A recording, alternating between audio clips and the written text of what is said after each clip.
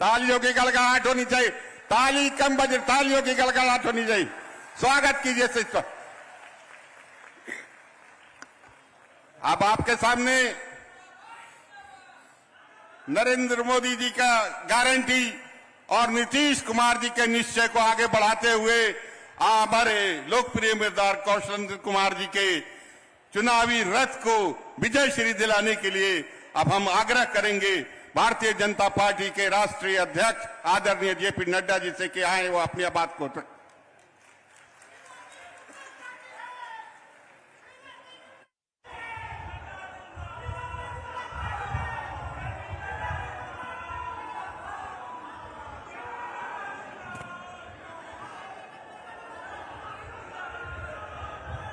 बोलिए भारत माता की, भारत माता की, भारत माता की। आज की सभा में मंच पर उपस्थित हमारे भारतीय जनता पार्टी के प्रदेश के जुझारू अध्यक्ष और बिहार सरकार में उप मुख्यमंत्री सम्मानीय सम्राट चौधरी जी, हमारे यहां के लोकप्रिय और चौथी बार चुनाव में अपने प्रत्याशी के रूप में आने वाले मेरे वरिष्ठ साथी श्री कौशलेंद्र कुमार जी, हमारे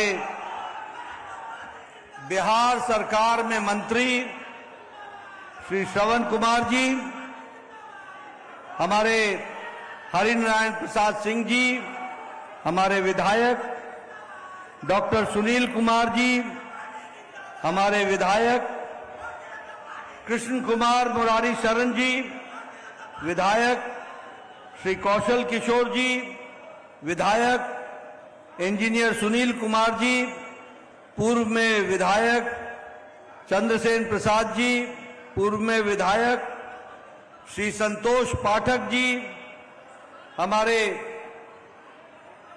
vice president Shri Jitendra Neeraj ji, engineer Ravishankar Prasad Singh ji, Mohammad Arshad जी, श्री सत्येंद्र मुकुट जी, सोनू कुशवाहा जी, विश्वजीत पासवान जी, श्री राजू पासवान जी, और यहां इतनी बड़ी संख्या में एकत्र आए देवियों और सज्जनों, माताएं बहनें, मेरे नौजवान साथी और मीडिया के मेरे साथी, प्रिंट मीडिया और इलेक्ट्रॉनिक मीडिया के मेरे साथी, मुझे भगवान बुद्ध की नगरी में उनके भगवान महावीर कि पुण्य भूमि पर आने का सौभाग्य मिला है। मैं सबसे पहले तो मैं इस पुण्य भूमि को नमन करता हूं और आशीर्वाद लेकर के अपनी बात को प्रारंभ करता हूं। मित्रों, मैं यहां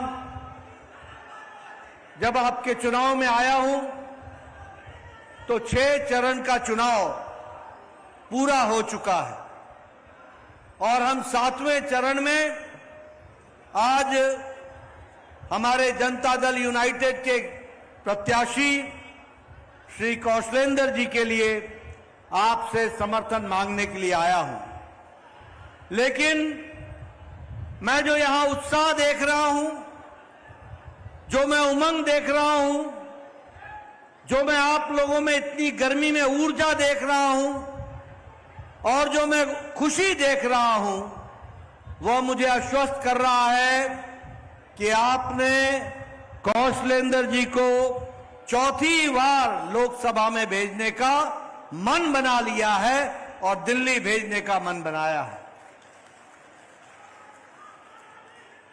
मित्रों, कौशलेंद्र जी ने और अभी हमारे सम्राट चौधरी जी ने आपके सामने एक तस्वीर खींची जिसमें उन्होंने बताने का प्रयास किया कि किस तरीके से मोदी जी के नेतृत्व में देश आगे बढ़ रहा है और देश परिवर्तन की ओर चल पड़ा है। मैं यहां आपसे यह बताना चाहूंगा कि सिर्फ परिवर्तन जीवन के स्तर में ही नहीं हुआ है। सिर्फ परिवर्तन मोदी जी के नेतृत्व में कोई आम आदमी के जीवन के स्तर में विकास की और जीने के तरीके में कुछ सुधार हो, सिर्फ यही परिवर्तन नहीं हुआ है। मोदी जी के नेतृत्व में देश की राजनीति की संस्कृति भी बदल गई है। देश की राजनीति की परिभाषा भी बदल गई है। देश में राजनीतिज्ञों के काम करने के तौर तरीके, रंग ढंग वह भी बदल चुका है। जब मैं ये कहता हूं तो आपको मैं याद दिलाना चाहता हूं, 10 साल पहले हमारे नेता जाति के आधार पर राजनीति करते थे, धर्म के आधार पर राजनीति करते थे, समाज को बांटकर फूट डालो और राज करो इस मंत्र को लेकर चलते थे।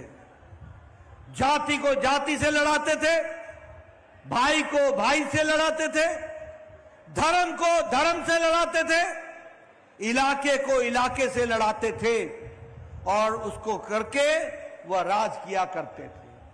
यानी वोट बैंक की राजनीति, तुष्टीकरण की राजनीति, सबसे वोट मांगो, कुछ लोगों के लिए काम करो, इस राजनीति को वो आगे बढ़ाते थे। लेकिन मोदी जी के नेतृत्व में आज भारत की राजनीति की संस्कृति बदल गई और एक मंत्र के साथ मोदी जी ने देश को पिरोया और वह मंत्र था सबका साथ, सबका विकास, सबका विश्वास, सबका प्रयास। सबको साथ लेकर चलेंगे, कोई बड़ा नहीं, कोई छोटा नहीं, किसी भी जाति का हो, अगर वो गरीब है, अगर वो पीड़ित है, अगर वो मार्जिनल सेक्शन ऑफ सोसाइटी से आता है, अगर वो तकलीफ में है तो उसकी तकलीफ का निवारण किया जाएगा। इस मंत्र को लेकर के चले।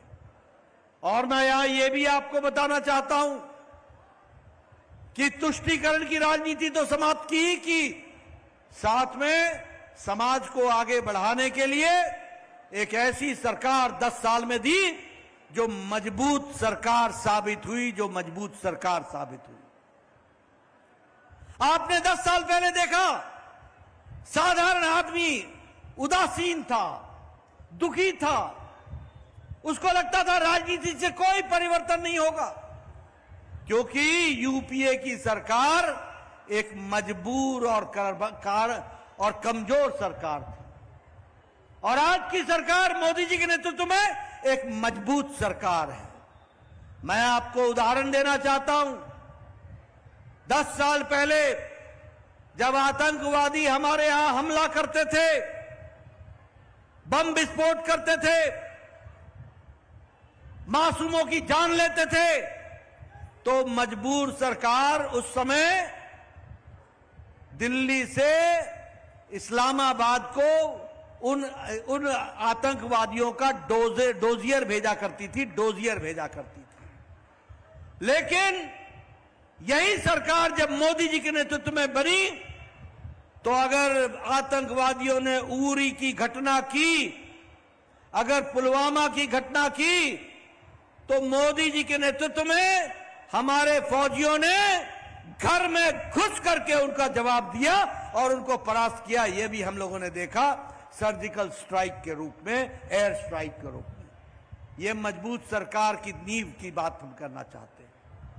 ये कश्मीर के लोगों को, आतंकवादियों को, अलगाववादियों को बुला करके दिल्ली में बिरयानी खिलाते थे, वार्ता करते थे, और मोदी जी के नेतृत्व में धारा 370 को कश्मीर में धाराशाही कर दिया और एक देश में एक विधान, एक संविधान, एक प्रधान, इस नारे को साकार किया तो नरेंद्र मोदी जी की सरकार ने किया। यह बदलता भारत है। अभी हमारे कौशलेंद्र जी और हमारे सम्राट जी चर्चा कर रहे थे कि आज आम आदमी के जीवन में किस तरीके से फर्क आया है, किस तरीके से आम आदमी का जीवन बदल गया है, किस तरीके से आम आदमी की चिंता हुई है। मैं आपको बताना चाहता हूं, कोरोना की मार आई, अमेरिका नहीं झेल पाया, यूरोप नहीं झेल पाया, कोरोना की मार में जापान नहीं झेल पाया, ऑस्ट्रेलिया नहीं झेल पाया। ये तय नहीं कर पाए कि लॉकडाउन लगाएं कि न लगाएं, कभी लगाएं कभी उठाएं। ये तय नहीं कर पाए कि मानवता जरूरी है कि अर्थनीति जरूरी है। लेकिन मोदी जी ने कहा जान है तो जहान है, और लॉकडाउन लगाया, देश को कोरोना से लड़ने के लिए तैयार किया, और जब देश तैयार हो गया तो मोदी जी ने कहा जान भी है और जहान भी है, और देश के 140 करोड़ देशवासियों को 9 महीने के अंदर भारत का बना हुआ एक नहीं 2-2 टीका बना करके 220 करोड़ डोज लगा करके और डबल डोज लगा करके 140 करोड़ देशवासियों को बचाने का काम किया।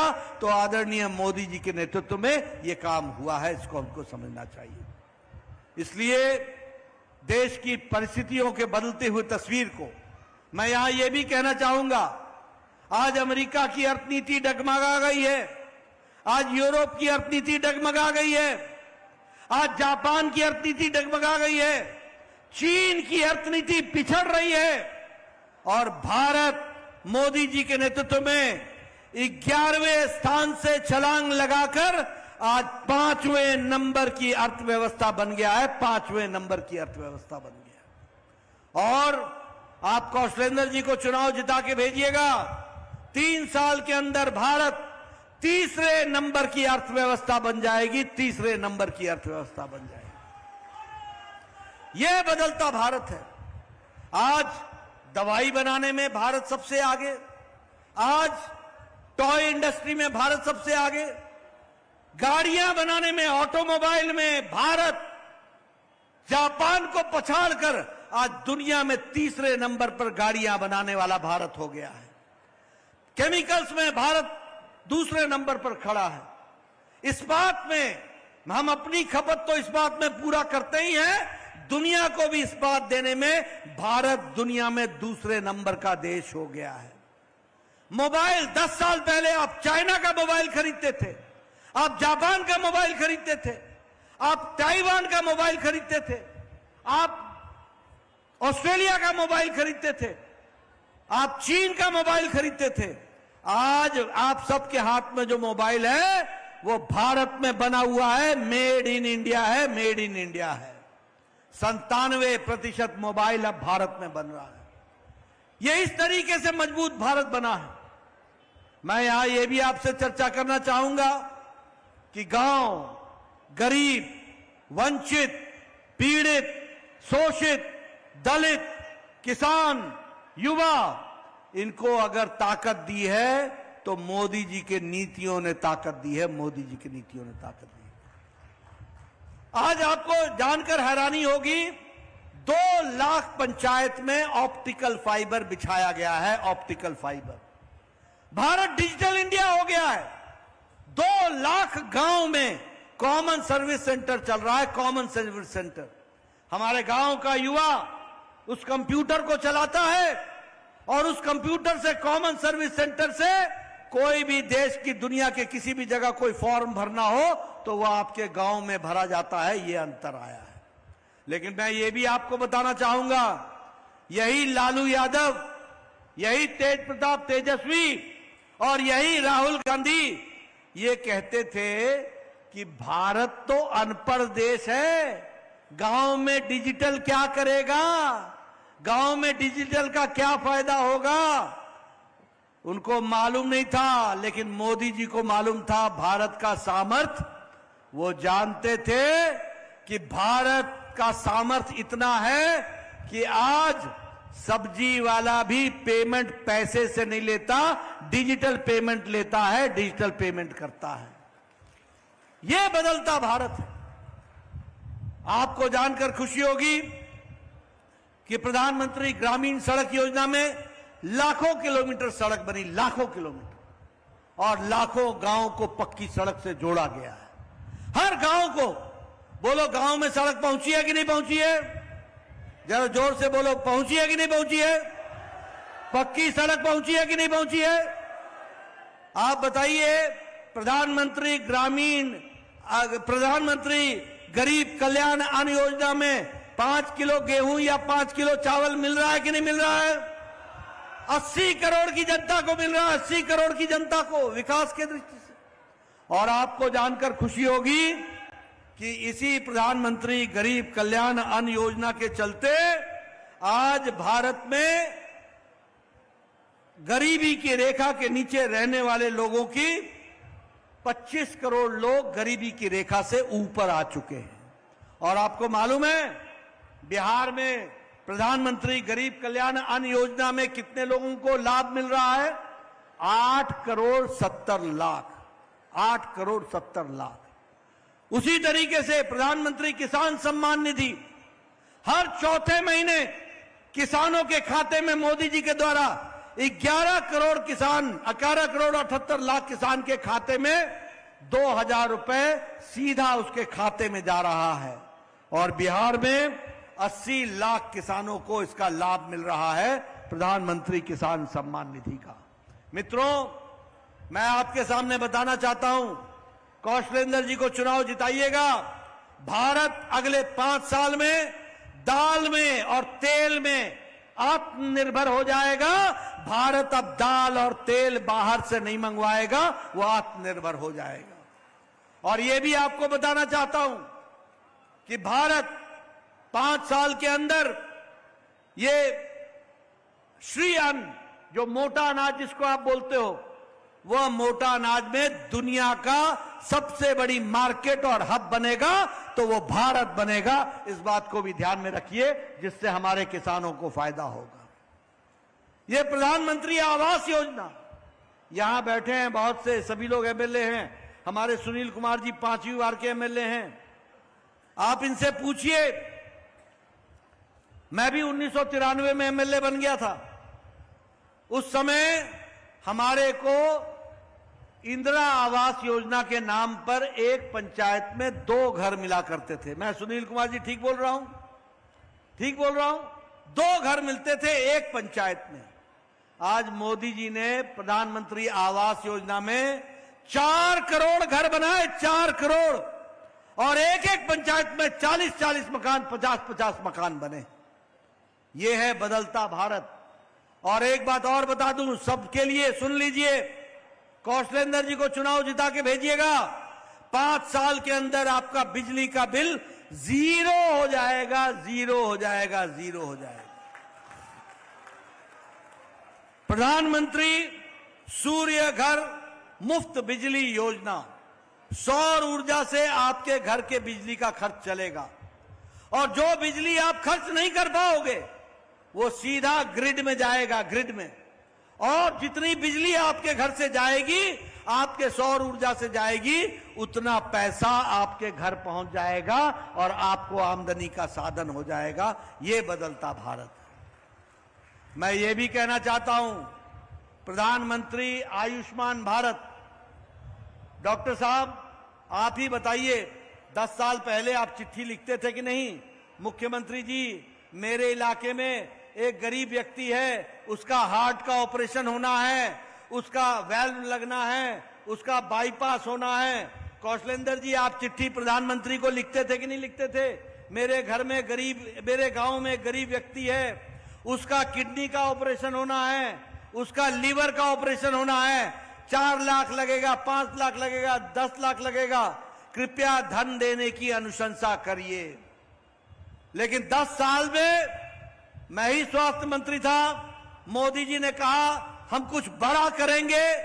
इस देश में 10 करोड़ 74 लाख परिवार, 50 करोड़ लोग और गरीब लोग। कौन है वो गरीब लोग?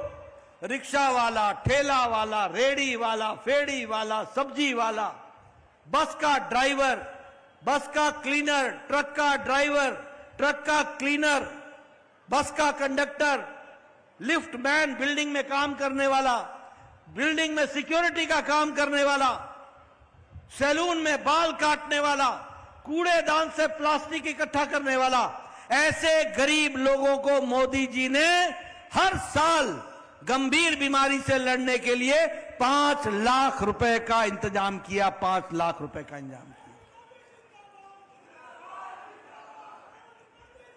मित्रों, ये आयुष्मान भारत, ये याद रखना, दुनिया का सबसे बड़ा स्वास्थ्य की योजना है, सबसे बड़ी दुनिया की, गरीब आदमी के लिए।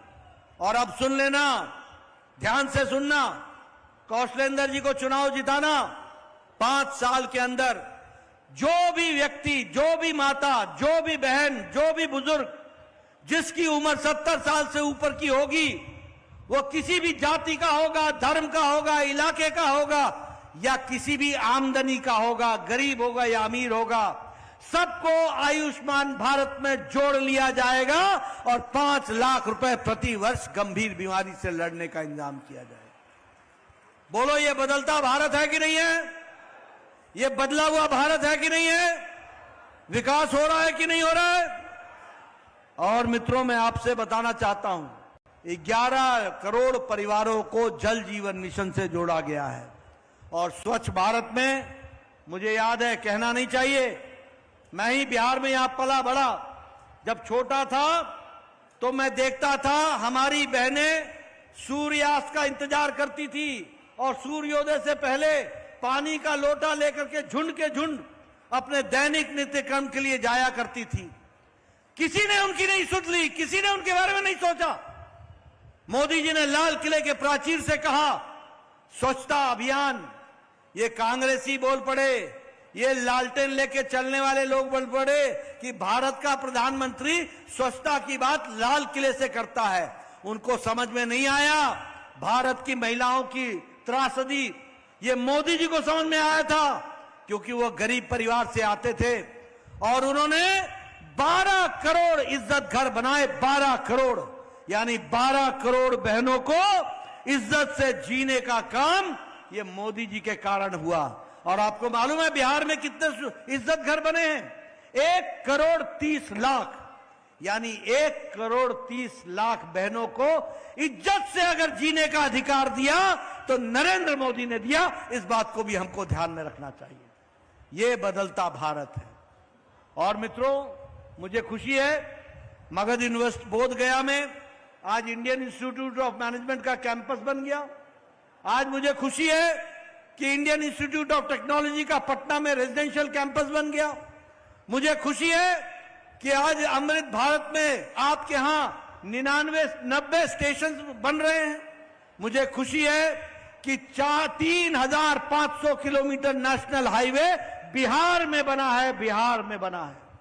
मुझे खुशी है कि 1 लाख करोड़ रुपए महासेतु और ब्रिजेस के लिए दिया जा रहा है और 6 लेन बनाई जा रही है। इस तरीके की काम चल रहा है। आप बताओ, हाईवे बना है कि नहीं बना है? बना है कि नहीं बना है? 4 लेन बना है कि नहीं बना है? 6 लेन बन रहा है कि नहीं बन रहा है? कायाकल्प हुई है कि नहीं हुई है? गंगा पर ब्रिज बने हैं कि नहीं बने हैं? सोन पर 6 लेन बना कि नहीं बना? हर नदी पर ब्रिज बना कि नहीं बना? मित्रों, ये विकास की नई कहानी है। और उसी तरीके से हाईवेज, रेलवे में 9 गुना बजट बढ़ा दिया है बिहार का, 9 गुना। और ग्रांट इन एड बिहार को 3 लाख करोड़ रुपए दिया गया, 3 लाख करोड़ रुपए दिया गया। इसलिए विकास की नई कहानी लिखी गई है। और मुझे खुशी है यहां बताते हुए कि नीतीश बाबू ने ये जो जंगल राज था उससे आपको छुटकारा दिलाने का काम किया है, तो वह नीतीश कुमार जी ने किया है। इसको भी आप याद रखिएगा। यहां जंगल राज था। आप बताइए, 5 बजे के बाद नालंदा में कोई बाहर निकलता था क्या? निकलता था 2003 से पहले? निकलता था 2005 से पहले? कोई नहीं निकलता था। आप बताइए, आपके जमीन पर झंडा गाड़ा जाता था कि नहीं गाड़ा जाता था? आपकी जमीन हथियाई जाती थी कि नहीं हथियाई जाती थी? आप बताइए, अपहरण होता था कि नहीं होता था? आप बताइए, फिरौती मांगी जाती थी कि नहीं मांगी जाती थी? आप बताइए, उस समय हत्याएं होती थी कि नहीं होती थी? मुझे अगर याद हो, बेरथू था ना, बेरथू गांव, जहां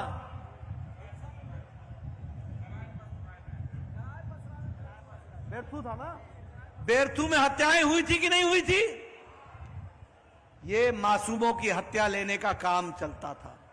लेकिन नीतीश बाबू जब से आए, सुख, चैन, अमन, शांति आम आदमी को मिला तो नीतीश जी की सरकार और बीजेपी की सरकार में मिला। इस बात को भी आपको याद रखना चाहिए। यह बदलता भारत। क्या वापस लालटेन युग में जाना चाहते हो? फिर लालटेन जलाना चाहते हो? आपको मालूम है 18,000 गांव में 1000 दिन के अंदर बिजली पहुंचाई गई है। 18,000 गांव में देश में। आपको मालूम है 2.5 करोड़ लोगों के घर में बिजली नहीं थी। मोदी जी ने बिजली पहुंचाया, और बिजली नहीं पहुंचाया, भारत के हर घर में एलईडी बल्ब पहुंचाया, और एलईडी का बल्ब के माध्यम से आगे विकास किया गया। बोलो, एलईडी बल्ब चाहिए, फ्री बिजली चाहिए, या लालटेन युग चाहिए? ये लालू यादव बोलते थे, याद करो, लालू यादव बोलते थे कि अगर सड़क बना देंगे तो पुलिस आ जाएगी, पुलिस आ जाएगी, इसलिए सड़क मत बनाओ, क्राइम करो, हत्याएं करो, मौज करो, जो मर्जी सो करो, मेरी कुर्सी को मत छेड़ो। ये इस तरीके का बिहार देखा है हमने। ये हमने दंश देखा है, ये गुंडों का, गुंडा राज का। और ये जो माले हैं ना, माले, इसको कौन पानी दे रहा है? खाद पानी कौन दे रहा है इसको? इसको लालू यादव खाद पानी दे रहे हैं। याद रखना, ये वही माले हैं जो जमीन पर झंडा गाड़ते थे। ये वही माले हैं जो हत्याएं करते थे। ये वही माले हैं जो आम आदमी का गला घोटते थे। ये वही माले हैं। ऐसे लोगों को आगे लाओगे क्या? जरा जोर से बोलो भैया, ये आवाज दिल्ली तक जानी है। ऐसे लोगों को हलाओगे क्या? माले को हराओगे ना? और तीर पर बटन दबाओगे ना? और कौशलेंद्र जी को लाओगे ना? आपको मालूम है आरजेडी का मतलब क्या होता है? आपको मालूम है आरजेडी का मतलब क्या होता है? आरजेडी का मतलब होता है राष्ट्र विरोधी, रिश्वतखोरी, जंगल राज, दलदल। ये राष्ट्र विरोधी, रिश्वतखोरी और ये जंगल राज और ये दलदल है। दल नहीं है, दलदल है, दलदल। ये अपने जाति के भी नहीं है। आप बताइए, इन्होंने कभी अपनी जाति की भी चिंता की क्या? इन्होंने चिंता की, लालू ने की, राबड़ी की, राबड़ी ने की, तेजस्वी की, तेजस्वी ने की, तेज प्रताप की, तेज प्रताप ने मीसा की, मीसा ने रुक्मणी की। आप कहां आते हो भैया? ये तो जाति के भी नहीं है, ये परिवार के हैं, परिवार के। ये परिवार से ऊपर कुछ नहीं देख सकते। और बताओ, 2003 में कौशलेंद्र जी याद है, एक रैली हुई थी, लठिया भाजन तेल पिलावन, हुई थी कि नहीं हुई थी? लाठी रैली हुई थी कि नहीं हुई थी? ये लाठी किस लिए थी? आपको डराने के लिए, डराने के लिए। ऐसा राज फिर चाहते हो क्या? ऐसा राज चाहिए क्या?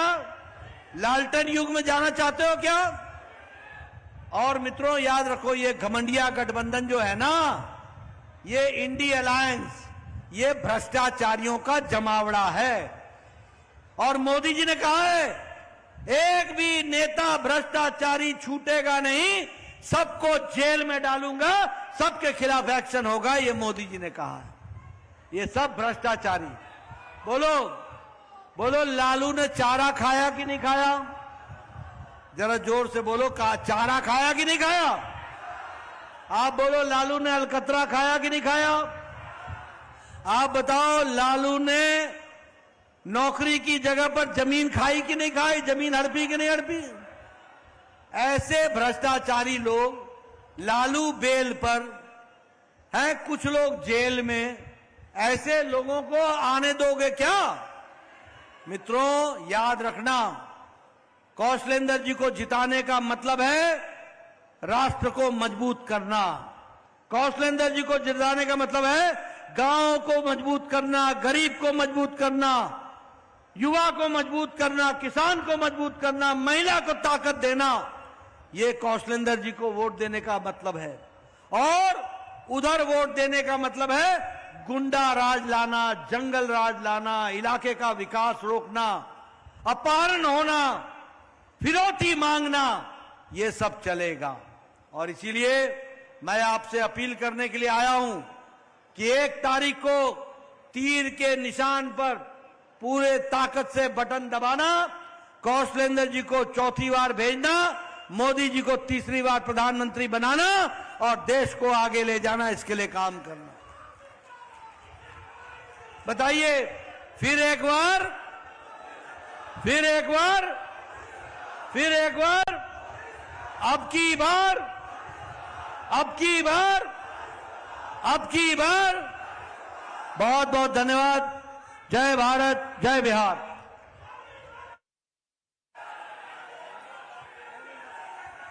बहुत बहुत धन्यवाद राष्ट्रीय अध्यक्ष महोदय। अब मैं आदरणीय प्रोफेसर धन्यवाद ज्ञापन